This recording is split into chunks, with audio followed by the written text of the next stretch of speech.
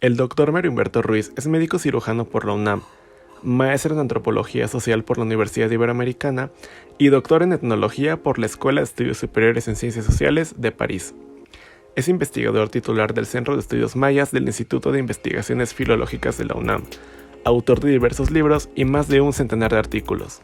Ha sido profesor en las universidades de París 10 y París 7, Estatal de Nueva York, Nacional de San Carlos de Guatemala, Complutense de Madrid, INALCO París, FLACS Ecuador y diversas instituciones nacionales, además de la propia UNAM.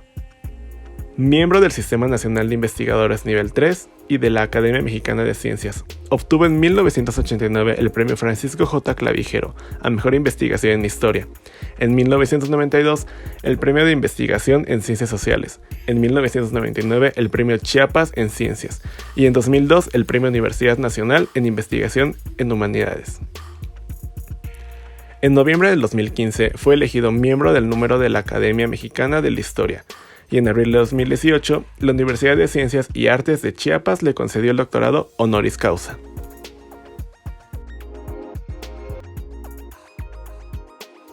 ¿De qué manera se relacionan los muertos con los vivos?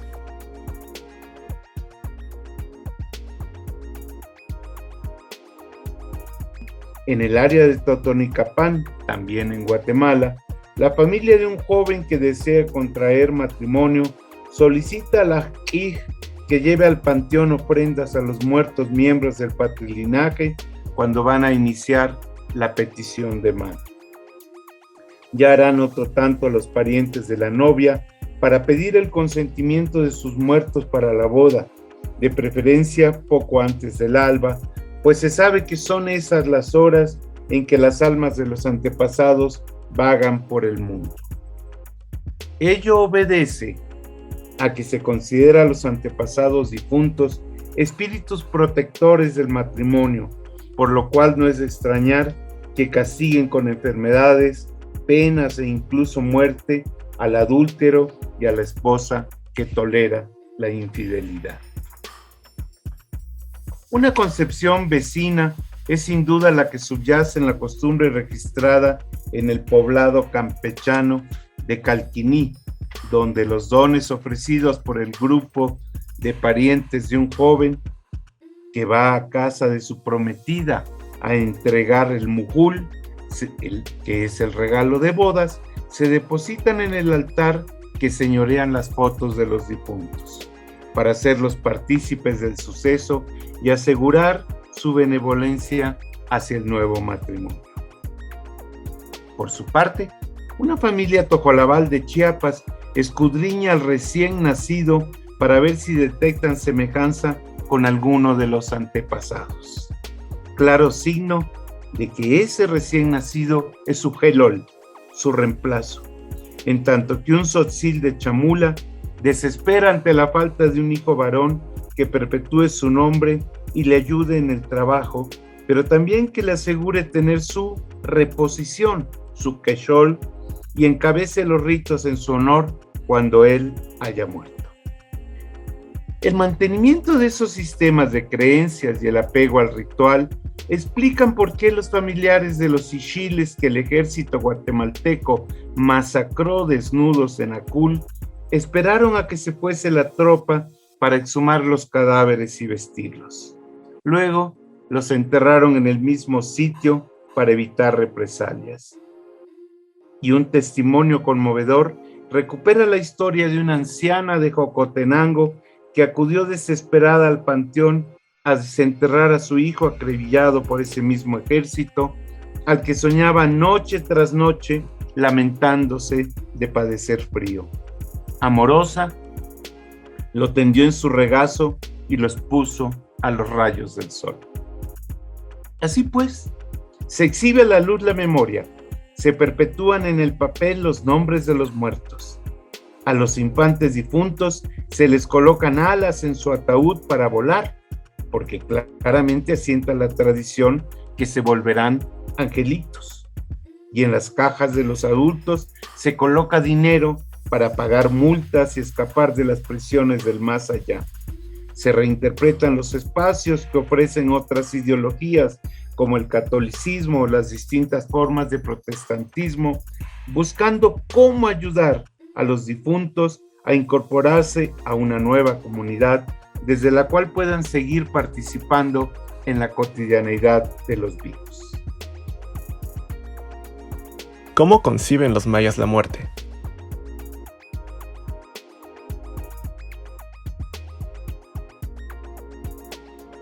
La muerte, para los mayas tradicionales, es ante todo un espacio de restitución, un prólogo indispensable para la permanencia de la identidad. Ese permanecer conlleva, en modo imprescindible, recuperar a los muertos. No hay posibilidad de futuro sin memoria del origen. Pues si la identidad se construye, reformula y reconstruye cotidianamente y continuamente, tomando siempre como referente al otro, es único que posibilita la construcción de un yo que en el mundo maya solo se declina en plural. Porque no cabe duda que los muertos se ubican en una posición privilegiada en tanto que, pese a seguir siendo parte de nosotros, son a la vez también otros. Nosotros en el tiempo, otros en el espacio. En efecto, los ejemplos arriba mencionados, elegidos entre decenas que obtuvimos en un largo proceso de trabajo de campo desde la Huasteca hasta el sur de Guatemala, y otros de que dan fe distintas etnografías, muestran a las claras cómo aquellos que nosotros consideramos muertos contribuyen desde su nueva forma de existencia a la armonía de sus parientes y desde allí a la del grupo todo. Pese a su ausencia corporal y a su inserción en una nueva comunidad, los muertos siguen siendo parte de la familia terrenal, aun cuando sea como esos parientes lejanos a los cuales se acude en casos de necesidad extrema o para compartir acontecimientos extraordinarios. Alguien podría pensar, por ello, que los difuntos están provistos de una doble adscripción, pero no hay tal. Vivos y muertos forman parte de una misma y única comunidad, aunque sepan de tiempos y ocupen espacios no siempre coincidentes. Muestra clara de ello es que los mayas peninsulares que habitan en Yucatán, Quintana Roo y Campeche utilicen 3 clasificadores para seres y objetos e incluyen a los muertos en el clasificador Tuul, que conviene a los seres animados, hombres, dioses y animales que participan de alientos vitales similares. Así pues, podríamos decir que si bien los fallecidos se ubican en latitudes y tiempos distintos, ontológicamente no difieren de los humanos vivos. ¿Cuál es la concepción del cielo?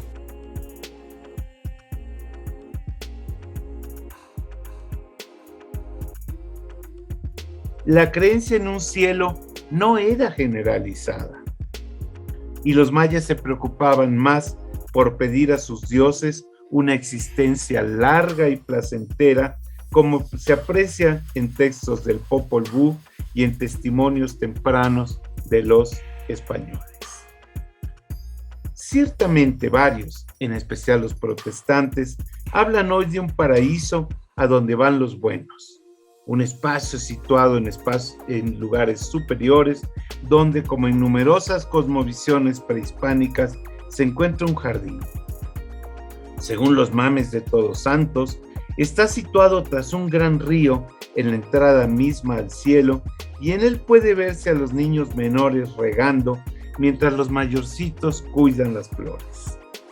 Concebidos como ángeles en varios panteones, se sigue sepultando aparte a los niños, como se acostumbraba ya en las necrópolis romanas, donde se construían para ellos los llamados columbarios.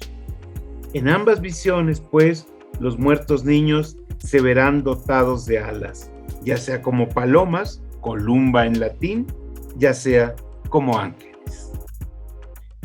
La amalgama entre estos motivos católicos y los mesoamericanos provocó una curiosa fusión de espacios en la cosmovisión de esos todosanteros de Guatemala, pues al mismo tiempo que injertó en el cielo de Occidente un sitio de bienaventuranza prehispánica, arrastró también una peculiar forma de castigo. Me explico. En una porción particular de ese vergel se encuentran algunos complacidos lactantes que maman de una enorme gorda que se desparrama en senos, junto a otros que se desgañitan lloriqueando de hambre mientras arañan la fría piedra que suplanta a la generosa madre lactante. Los primeros heredaron la posibilidad de disfrutar de esta variante de la ceiba descrita por Landa para los yucatecos del siglo XVI, o el árbol del Chichihuauconagua, gracias a haber muertos bautizados, mientras que los segundos sufren por el hecho de haber perecido sin recibir el bautismo.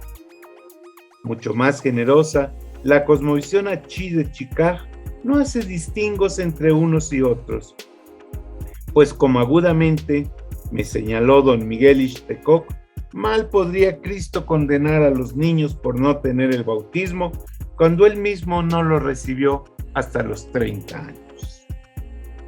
Pero, pese a la influencia que ejerció la prédica misionera en la cosmovisión maya, no se logró desterrar de manera definitiva la creencia en otros sitios que desde antiguo daban cobijo a las esencias inmortales.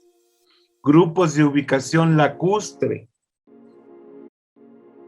como el Izá o el Sutujil, conciben lugares específicos para los ahogados, a la manera del Tlalocan-Nahua, y a menudo se supone la existencia de pueblos completos reposando bajo las aguas. Los cachiqueles de Santa Cruz La Laguna, que se extiende a la orilla del lago Atitlán, cuentan que sí, los que se mueren bajo el lago, se quedan allí debajo del agua. Es que aquí en los pueblos del lago hay muchos que se mueren y ya no los encuentran. Estos sitios, como otros varios vinculados al inframundo, cuentan con dueños o a menudo con dueñas, pues los espacios hídricos son por lo común considerados femeninos, dominados antes por diosas y ahora a menudo por vírgenes o santas. ¿El infierno e inframundo son lo mismo?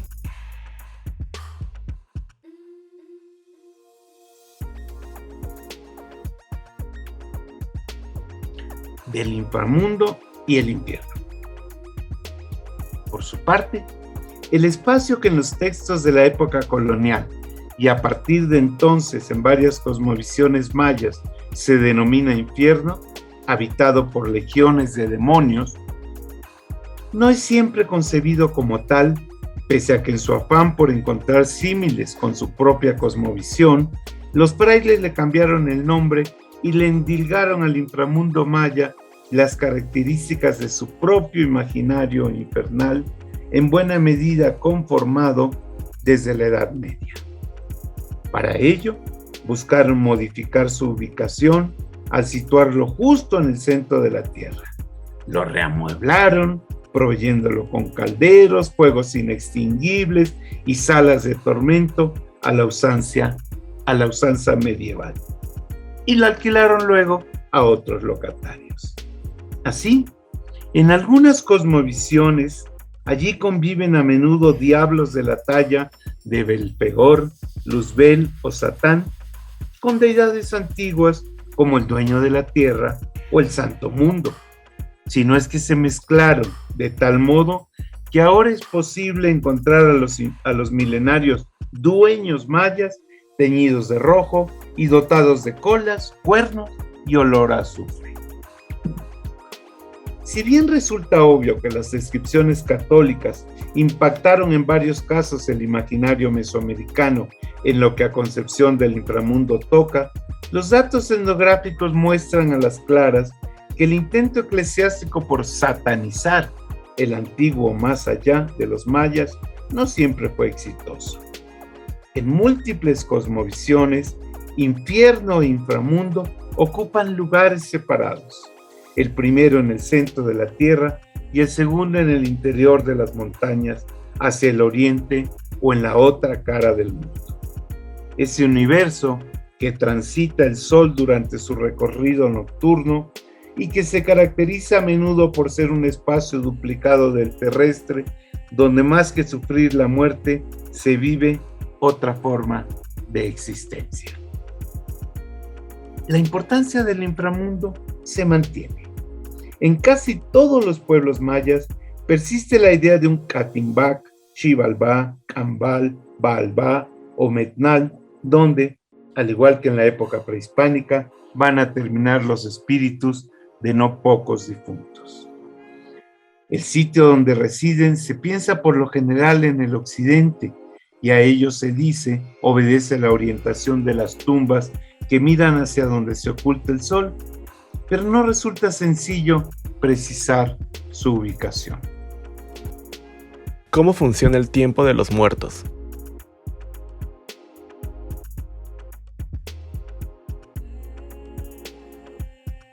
Los difuntos no desaprovechan la oportunidad para presentarse ante sus parientes y advertirles de los riesgos que significa entablar cierta compraventa o una solicitud de crédito.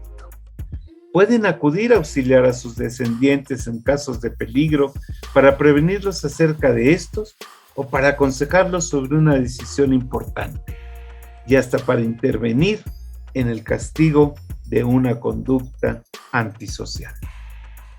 Con independencia de lo anterior, los vivos pueden vincularse de manera más efectiva con sus antepasados difuntos a través de los antiguos calendarios mayas, allí donde estos aún se observan. Bien sabe, por ejemplo, un sutujil de San Pedro La Laguna, en Guatemala, que los días Ajmaj y Quemé, también llamados significativamente Día de los Abuelos, son especiales para invocar a los muertos que por entonces rondan el poblado.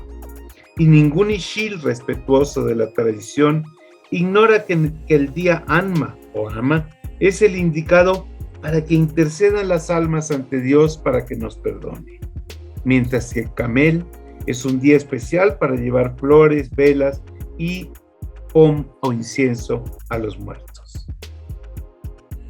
Los cachiqueles de Santa Cruz La Laguna crecen sabiendo que los días Quimé son fechas especiales en que se puede ver y escuchar a los muertos y son por ello una ocasión para rezarles y pedirles favores, aprovechando que por entonces deambulan por los caminos.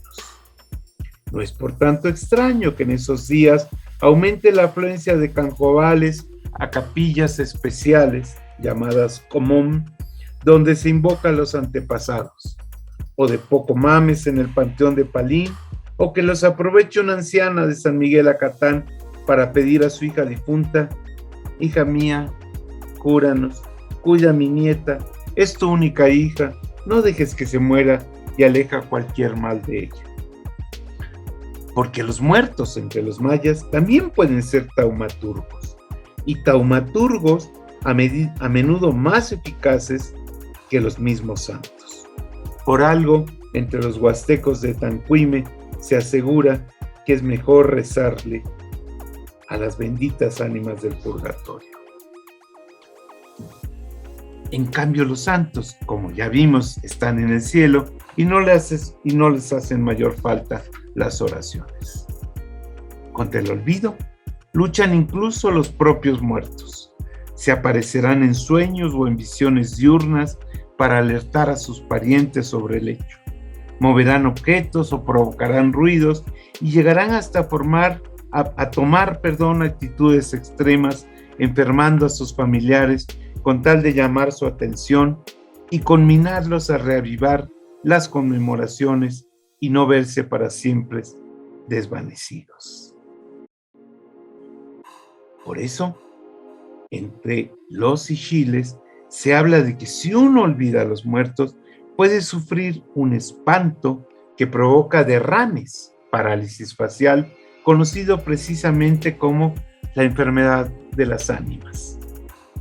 Los pocomchis protestantes de Carchaj y Tucurú mantienen el culto a sus muertos, aunque para evitar las represalias del pastor tengan que hacerlo a escondidas o cambiar algunas oraciones rituales por lecturas de pasajes bíblicos.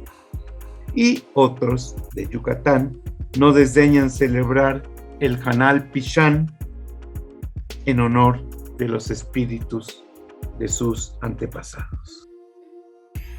¿De dónde viene la importancia de recordar a los muertos?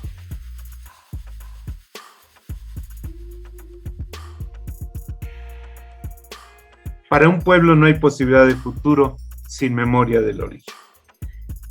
Si se deja perecer definitivamente a los muertos en esa muerte definitiva que es la nada del olvido, arrastrarán en su muerte a los vivos.